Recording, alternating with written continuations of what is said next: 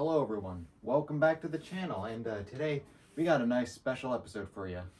So today, I have no clue how this happened, but the channel hit 100 subscribers recently. Why? Besides that, anyways, for those 100 dum-dums, we're gonna make you a little Gnome combat crash course. So now, I'm gonna let Cable and two of his assistants show you the basics of Gnome combat. Okay, thank you, Label. So we're out here in the wonderful woods. We're gonna give a little bit of a 100 sub special Gnome combat crash course. You may be wondering why I'm not dead yet while I'm out here in Gnome territory. Well, first off, I'm not alone.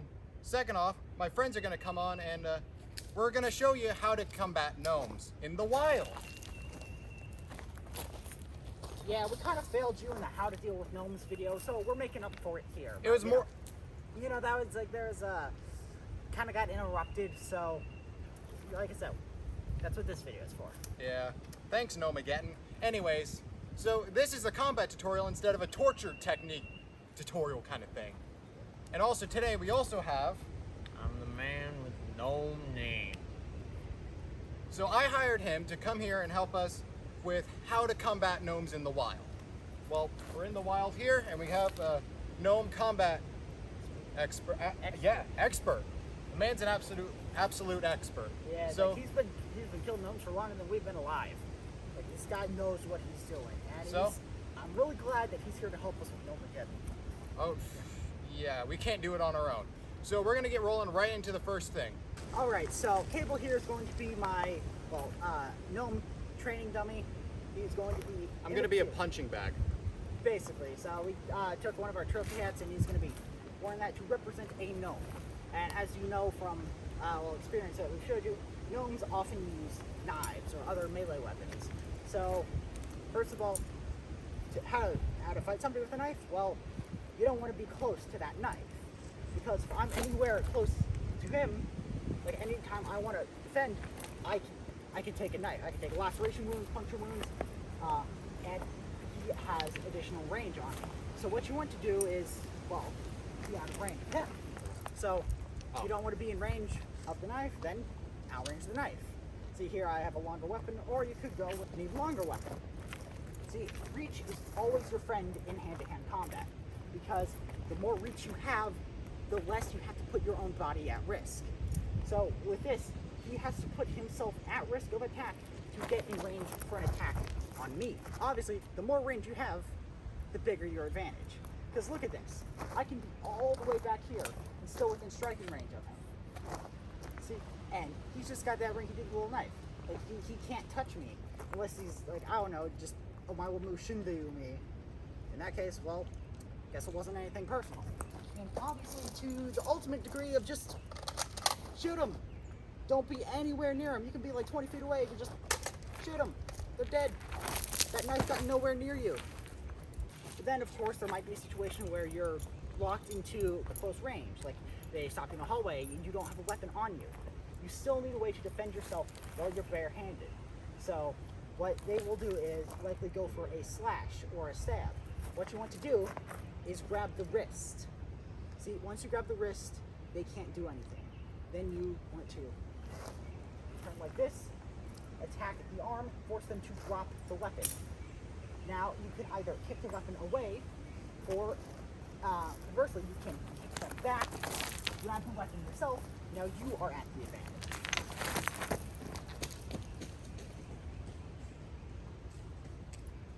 It's just that easy. Now there are obviously multiple ways you can disarm your opponent. Like if they go for a stab at me, you can turn it this way, turn the arm to a very uncomfortable angle, and now you are behind them, and you can either strike at the back of the head, strike at the back of the knees, causing them to crumple, to fall, then they're on the ground, they're prone, you can just start kicking them if you want. I don't know, just anything to get them to drop that knife, and you kick that away, they're completely at your mercy. Now, it's trying to slash, so if that's coming at you, you obviously want to back away. You don't want to be near them. So, tries that, dodge out of the way. Once he swings wide, you go in, try to grab him before he can bring it back into a slash or a stab. And obviously, hit the arm, strike at the wrist, whatever you have to do to make him drop that weapon. Now, if they're in a position, you can turn it, or, just do something WWE if you want. Like, if you just go... Alright, so now we're going to move on to the ranged portion of this video, and I'm going to have the man with gnome name explain all the gun techniques he's used over the years. Alright. Well, ever since I was a young lad in the Vietnam War, I learned that you had to be fast with your hands and your feet and your mind.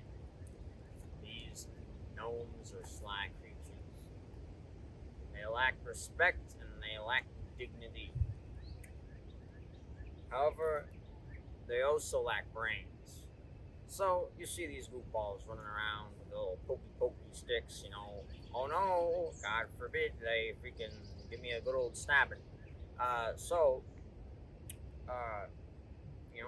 Really the answer for that is a simple gun. Now, I really have to get this holster checked out, excuse me. This is Old Glory, by the way. She's been sticking with me since the Vietnam War, ever since she got me out of a Gnome POW camp. Ooh, mama. Those were unpleasant. So you can get yourself a simple old pistol or a revolver for these boys. It's not too difficult. However, you have to be careful. Now, you've heard before about the gnome weak points. Yes, the beard. That's the big cheese right there. You also have to worry about their quick feet. You probably also heard that before in the torture video. I've dealt a little bit with that myself. However, most of my job, especially when I was a young feller in the Vietnam War, was to shoot to kill. Now,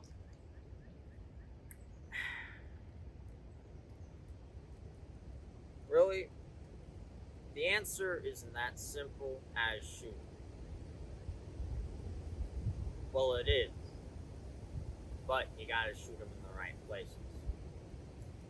Especially the beard. We talked about the beard. Now, you may say, well, what if they're turned around? Well, you get yourself a little something. This good old 50 cal out of a small pistol. I don't know if you're legally allowed to buy these. Probably not. I just borrowed it from my good old friend Jeremy back in the Army supply. I don't think they mind that I kept it. Really, you just, if you can, pop them in the back, go straight through with the beard. They're pretty upset about that one. Trust me, I've seen it a few times. Can also deal blows. Get them in the legs if you're a little slow, they'll fall down. You'll have your time to make it all over pretty quickly. I've never been one for torture. I just like to deal what I deal best. The art of war. See, Donald Trump has that book about the art of the deal. I have mine about the art of the kill. Or was it? It's been a few years. Anyway, so we got these small pistols. Pretty nice, usually what you have at home. That's cool. However, I know if you're one of those country fellas, no city slickers allowed with this bad boy.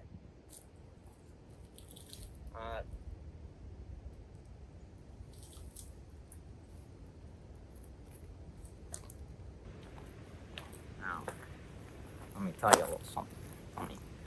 First of all, let me see. That's kind of obvious. Gnomes aren't the brightest tool in the shed. But also, take a good whiff.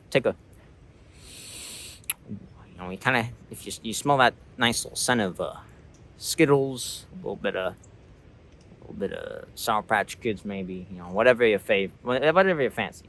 They smell like unicorn farts. That's what it is. So if you're ever looking for a gnome, simple unicorn fart will do. And you'll recognize it when you see it. It's kind of obvious. But, You'll know. So, as I was saying, country boys, you got this. You know, usual. Uh, who knows? 7.6, son of a gun. You know. Anyway, all right. I'm gonna show you how it's done real quick.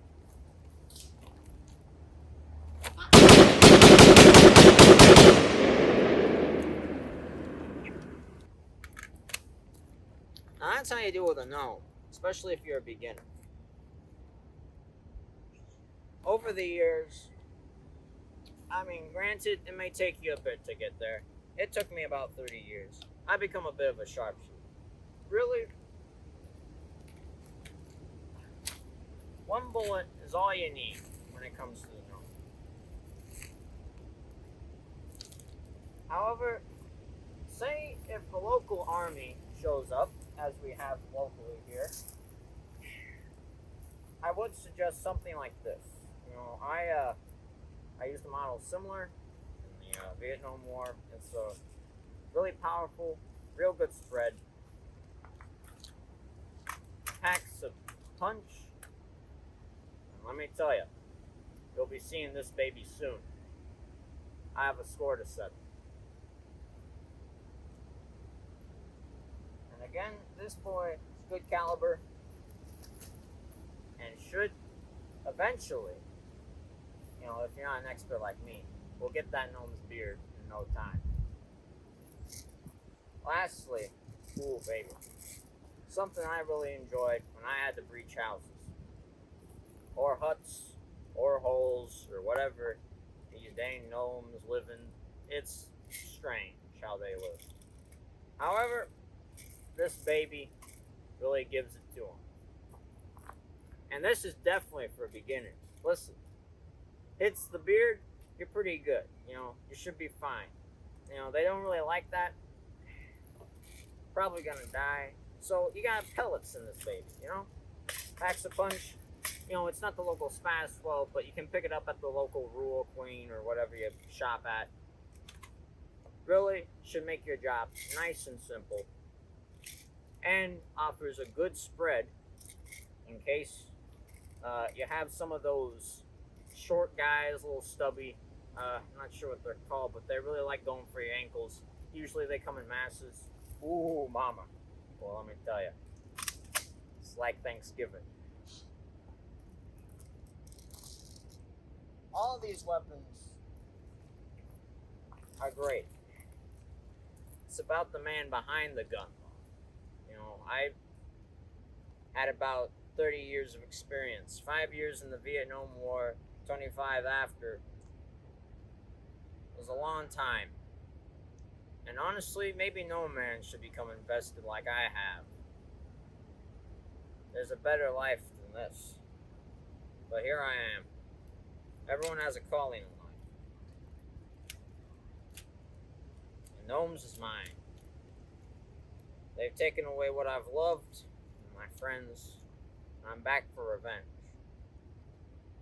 Now, eventually, I've just become so fluent that I know nothing else. I wouldn't suggest that, but you give what life gives you, and you give it back to the gnomes in return. Now, if you excuse me, I smell some Skittles.